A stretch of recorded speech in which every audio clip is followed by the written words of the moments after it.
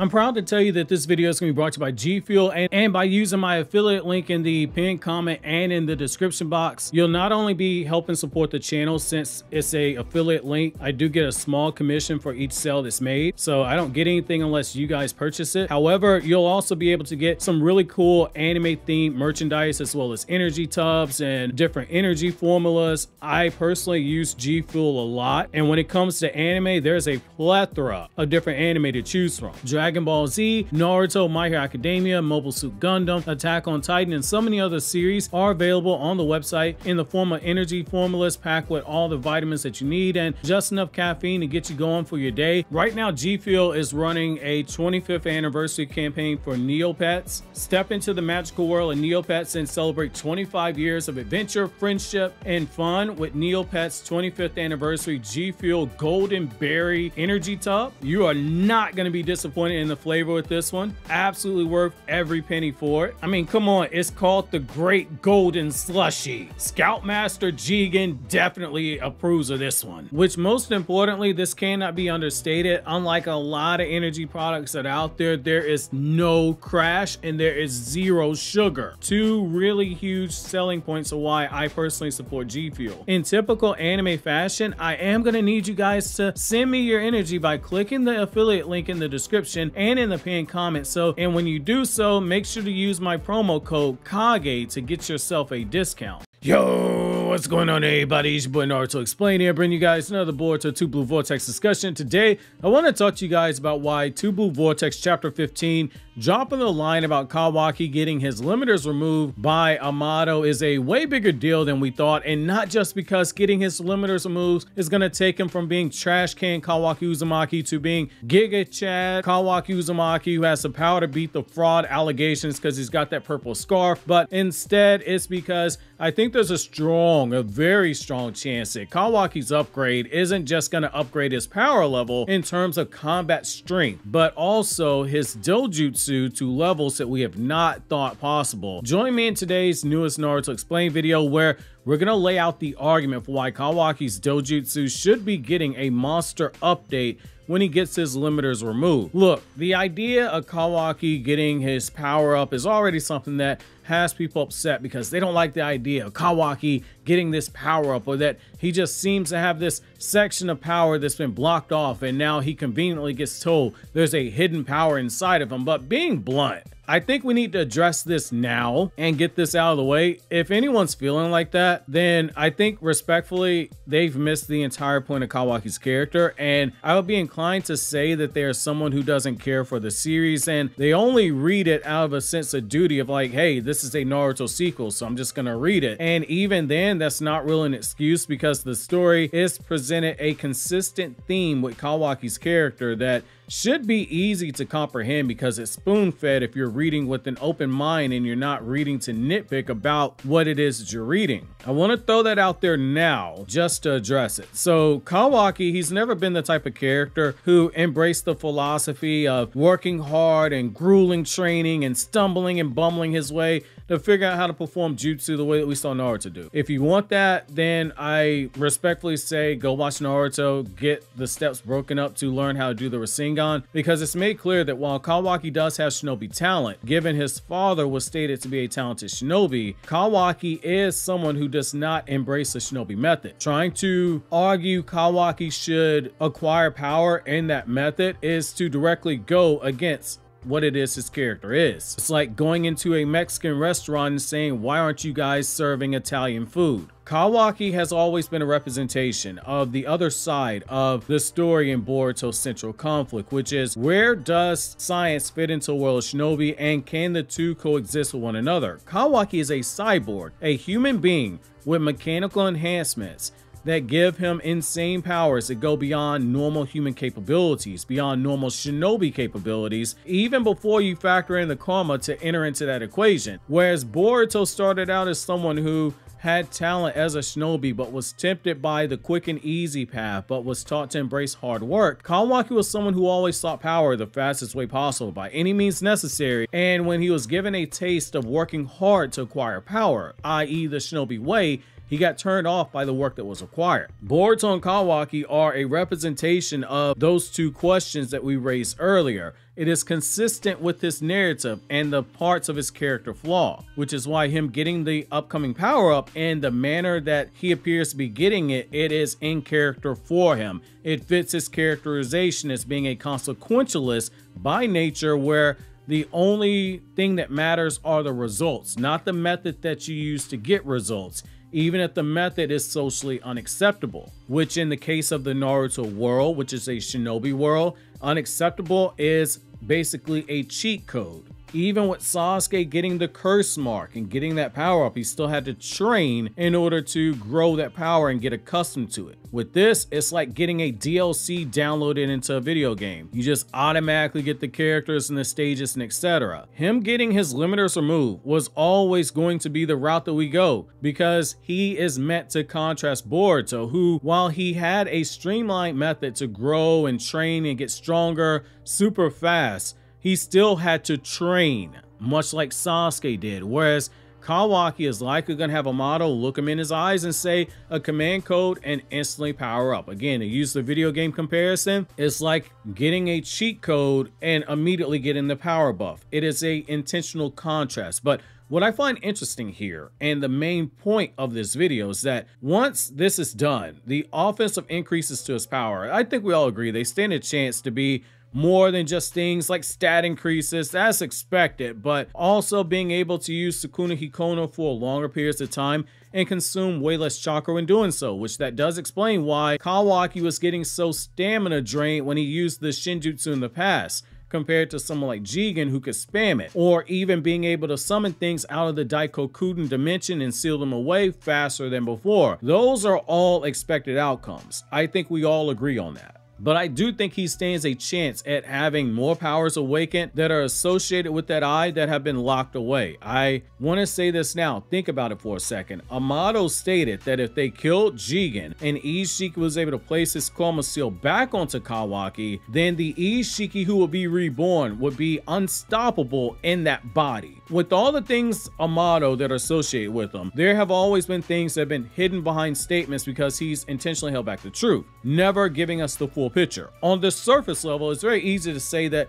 this is just Amado saying Isshiki's full power. It can be used in terms of the chakra levels and that the body won't destroy itself. But given Amado's track record, I am inclined to say that there is more there that Amado meant, and I believe the signs are there. Longtime viewers who have stuck with the channel, you know, way back when Isshiki first was reborn, I was pounding the drum saying I think that there are more powers than what we're seeing. Isshiki's Kokugan eye has the power to shrink the user and shrink non-living objects down to 1 inch in size and resize them. It has the power to seal away objects in a place where time doesn't flow and summon them at instantaneous speeds. It follows a pattern of what we've seen before, with eyes like the Mangekyo Sharingan where the user has multiple powers. In particular, each user has 3 powers. Sasuke's eyes could both use Susanoo as well as produce Amaterasu with one eye and control the shape of the flame with the other eye. And that's why for many years, until we got the 4th Naruto databook in 2014, there were people who did not realize those were 2 separate powers. A lot of people. They just jumped to it being the same power because all Sasuke did was control the shape of the flames, and we had seen change in chakra shape used before, so people just assumed it was the same thing. The same way that people, even now in 2024, going into 2025, still don't realize 6-path Sage Mode is a different power from 6-path Power, and 6-path Power is a different power from the 6-path Yang Seal. They are 3 separate powers. If we stick with this, the same way that Sasuke making the flames is 1 power, and manipulating the flames into a shape is another power, even though both powers are rooted in Amaterasu, then by extension, we could argue that the Kokugan being able to shrink and resize the user, that is 1 power. Being able to shrink and resize non-living objects, that is another power.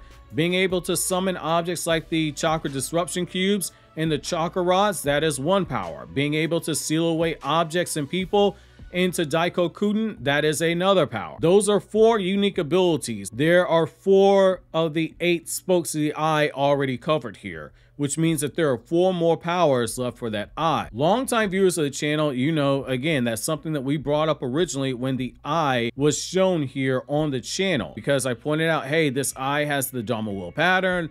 Naruto as a franchise tends to borrow from aspects of Shinto and Buddhism. This is before we ever learned the names of Isshiki's abilities, which they can be traced back to those same roots, Shinto and Buddhism respectively, for each ability. When we look at the eye and say there were 2 different powers for each deity for a total of 4 spokes, each power having 2 separate abilities, there were other hints for there being something else there for Kawaki. When Isshiki controlled Jigen and he approached Amado, he promised to bring Amado's daughter back to life. As we all know, Amado, after learning Isshiki planned to harvest a chakra fruit, decided to turn on him, because what use was it in having his daughter brought back to life when the world she would come back to would be a dead planet since it would be getting harvested? However, we were never told how he would bring her back to life. With Jigen, he was talking as if it was only something Ishiki's power could do. He looked at Amado and said, everyone's wishes will be granted.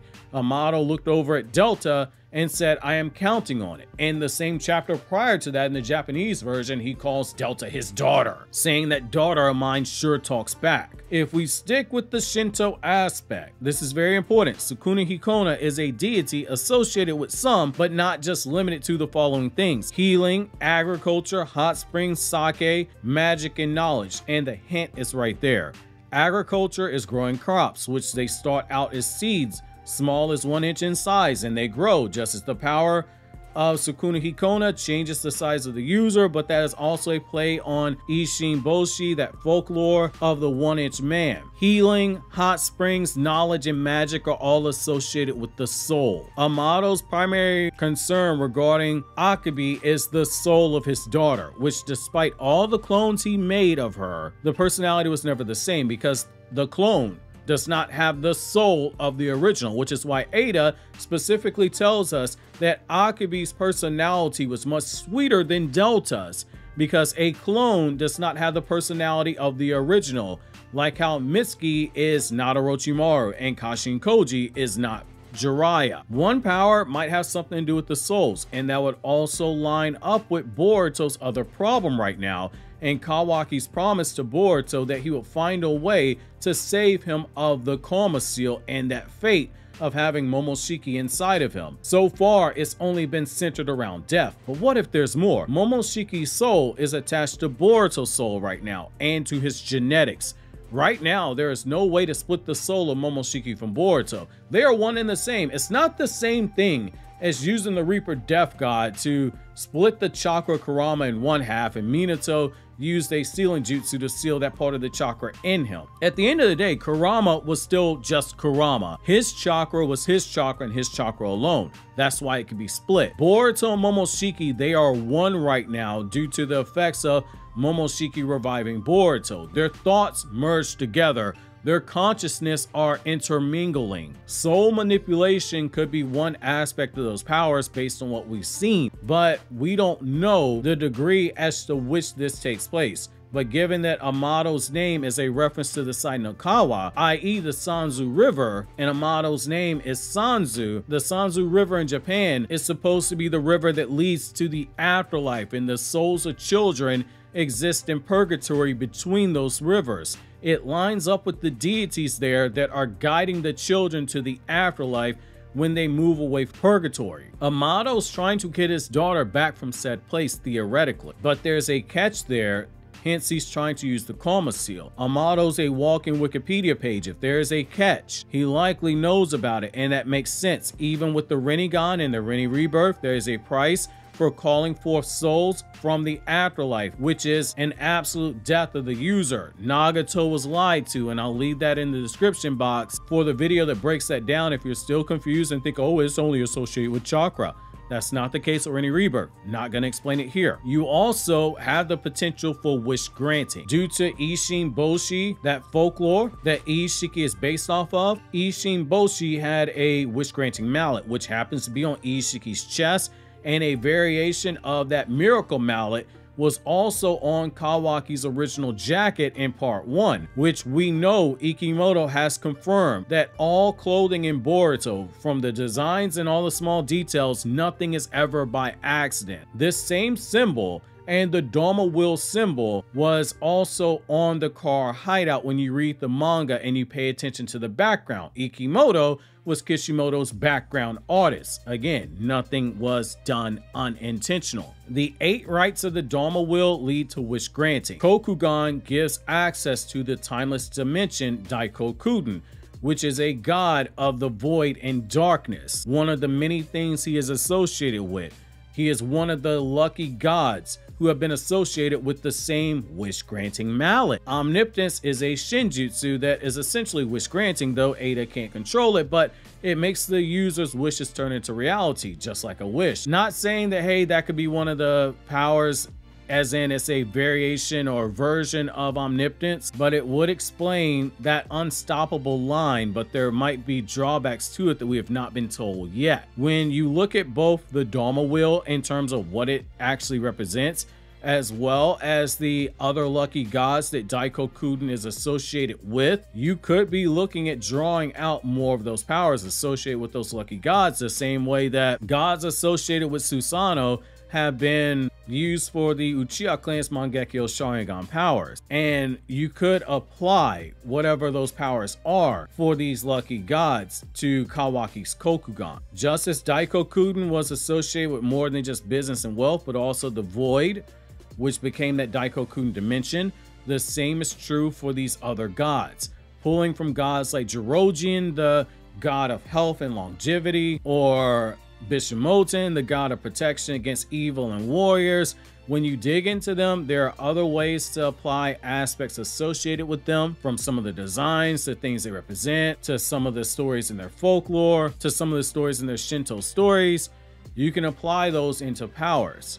And Naruto as an IP has a long-standing tradition of having done so. I strongly believe we stand a chance at Kawaki having another technique for his eyes, other techniques that we have not seen yet, and we're going to learn that Isshiki was not able to access them because Jigen's body was imperfect, and when he was reborn into it, he didn't have full power and wasn't able to access that full power. There's more than just a power increase coming for Kawaki, because to be blunt, Sukuna Hikona and Daikokuden, while they are overpowered, when you look at the powers specifically, they are childish in nature and they have drawbacks to them. There's something else behind the surface with these powers, in my opinion. Just as there's more lore in the Naruto story that was never animated, like this video on the left that covers Kakashi stopping a massacre as Hokage, or over here on the right we have my newest video from Anime Explained where I discuss non-Naruto content.